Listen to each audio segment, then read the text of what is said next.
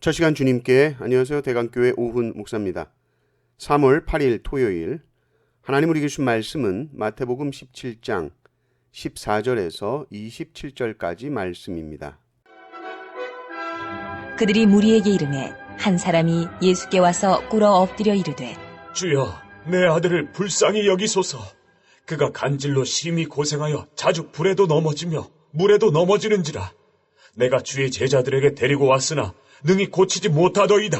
예수께서 대답하여 이르시되 믿음이 없고 패역한 세대여, 내가 얼마나 너희와 함께 있으며 얼마나 너희에게 참으리요. 그를 이리로 데려오라. 하시니라. 이에 예수께서 꾸짖으시니 귀신이 나가고 아이가 그때부터 나으니라. 이때에 제자들이 조용히 예수께 나와 이르되 우리는 어찌하여 쫓아내지 못하였나이까? 이르시되 너희 믿음이 작은 까닭이니라.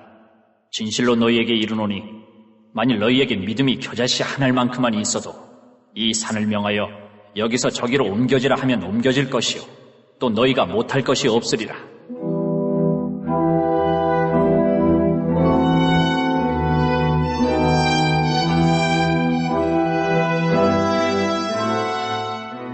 갈릴리에 모일 때에 예수께서 제자들에게 이르시되 인자가 장차 사람들의 손에 넘겨져 죽임을 당하고 제3일에 살아나리라. 하시니 제자들이 매우 근심하더라.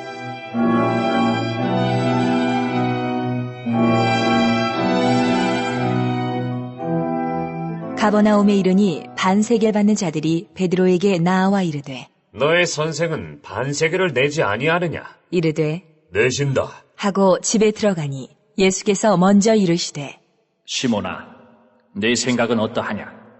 세상 임금들이 누구에게 관세와 국세를 받느냐? 자기 아들에게냐 타인에게냐? 베드로가 이르되 타인에게니이다. 예수께서 이르시되 그렇다면 아들들은 세를 면하리라. 그러나 우리가 그들이 실족하지 않게 하기 위하여 내가 바다에 가서 낚시를 던져 먼저 오르는 고기를 가져 입을 열면 돈 한 세겔을 얻을 것이니 가져다가 나와 너를 위하여 주라. 하시니라. 아멘. 변화산에서 놀라운 경험을 한 제자들이 이제 산에서 내려왔습니다. 이들 앞에 무리들이 간질로 고생하는 자녀를 데리고 왔는데 고치지 못하죠. 이때 주님께서 책망하십니다. 믿음이 없고 패역한 세대여. 주님이 이 말씀을 하실 때는 사실은 갑자기 하신 것이 아니죠. 정말 많이 참고 하신 말씀입니다. 믿음이 없는 모습 한 번 보고 하신 말씀이 아니죠. 그리고 또 제자들 때문에만 이 말씀을 하신 것은 아닙니다. 패역한 세대라고 하죠. 당시 유대인들, 많은 사람들이 예수님의 수많은 기적과 말씀을 통해서 하나님의 능력이 나타나는데도 불구하고 믿지 않고 또 믿지 않고 신뢰하지 않고 또 신뢰하지 않는 모습을 보셨기 때문입니다.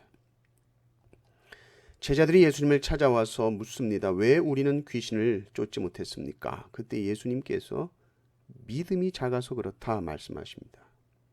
20절에. 근데 먼저 말씀하실 때 16절에는 뭐라고 그러셨냐면 믿음이 없다고 그러셨습니다. 믿음이 없고 패역한 세대라고 하셨습니다. 그러니까 동일한 모습을 보시면서 두 가지로 표현하신 것이죠. 하나는 믿음이 없다, 또 믿음이 작다. 지금 같은 말로 사용하고 계신 것이죠. 근데 20절을 또 보십시오.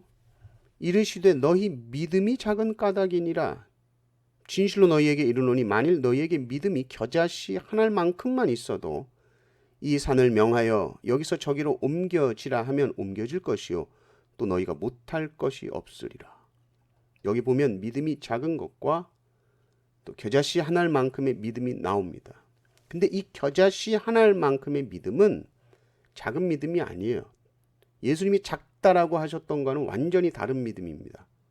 믿음이 작다라는 것은 책망이고 믿음이 없거나 믿음이 흔들린다는 말씀이고 지금 겨자씨 한 알만큼의 믿음이 있다는 것은 믿음이 존재한다는 믿음이 생명이 있어서 그 믿음은 자라는 믿음이다. 작지만 살아있는 믿음, 그것이 겨자씨만한 믿음이요. 그 믿음은 산을 옮길 수도 있는 믿음이라는 것입니다. 그리고 우리가 마태복음 15장에서 주님이 큰 믿음이라고 칭찬하셨던 적이 있죠. 주인상에서 떨어지는 부스러기라도 족하다고 한 그 가나안 여인, 이방 여인의 그 그 믿음을 큰 믿음이라고 칭찬하셨습니다. 그 믿음은 시험을 통과한 믿음이요, 주님의 차가운 침묵, 멸시에도 이어있는 주님을 향한 신뢰와 믿음이 끝까지 떨어지지 않습니다. 그 믿음을 잃어버리지 않습니다. 주님을 향한 믿음 흔들리지 않았습니다. 그러니까 우리가 오늘 본문과 또 마태복음 15장의 본문을 봤을 때에 믿음의 성장의 단계를 우리가 생각해 볼 수 있는 것이죠. 믿음이 작은 상태가 있습니다. 이 상태는 하나님을 신뢰하지 못하고 의심이 많아요. 결국 이 믿음은 기적을 경험하지 못합니다. 주님의 능력이 나타나지 못하죠. 근데 겨자씨만한 믿음이 있습니다. 작지만 살아있는 믿음이요, 계속해서 그 믿음이 성장하고 자라갑니다. 이 믿음은 하나님의 역사하심을 삶 속에서 보고 계속 경험하고 있는 믿음입니다. 그래서 불가능하다고 생각했던 것들이 가능해지고요. 산을 옮긴다는 거죠. 산을 옮긴다는 것은 문자적으로 해석하면 안 되죠. 문자적으로 지형을 바꾼다는 말이 아니죠. 우리의 삶에 불가능해 보이는, 이것은 넘지 못할 거야 라고 생각하는 그 장애물을 뛰어넘고 극복해내는 믿음, 그것이 산을 옮기는 믿음입니다. 예수님 앞에서 어떤 문제도 주님을 깊이 신뢰할 때 극복해낼 수 있다는 말이죠. 그 주님을 믿으니까 나로서 할 수 없는 일들을 해내는 거예요. 이것이 산을 옮기는 겁니다. 산은 항상 거기 있어요. 그냥 거기 있는 거예요. 못 옮긴다고 생각했어요. 포기했어요. 낙심했어요. 그러나 겨자씨만한 믿음이라도, 그 믿음이 살아있고 성장하는 믿음이라면 그 산도 옮길 수 있다는 것입니다. 이 믿음은 주님은 모든 것이 가능하다는 믿음이죠. 그리고 내 삶을 가로막고 있는 이 큰 산, 그 산 앞에서 포기하는 것이 아니라, 주저앉는 것이 아니라 주님을 신뢰하고 걸어가는 겁니다. 이 믿음이 큰 믿음으로 자라는 것이죠. 이 믿음은 어떤 상황 속에서도 절대로 흔들리지 않는 믿음입니다. 이 믿음을 소망하시면서 불가능해 보이는 산 앞에서 믿음으로 기도하고 행동하고 도전하는 성도님들 되시기를 주님의 이름으로 축원합니다. 아멘.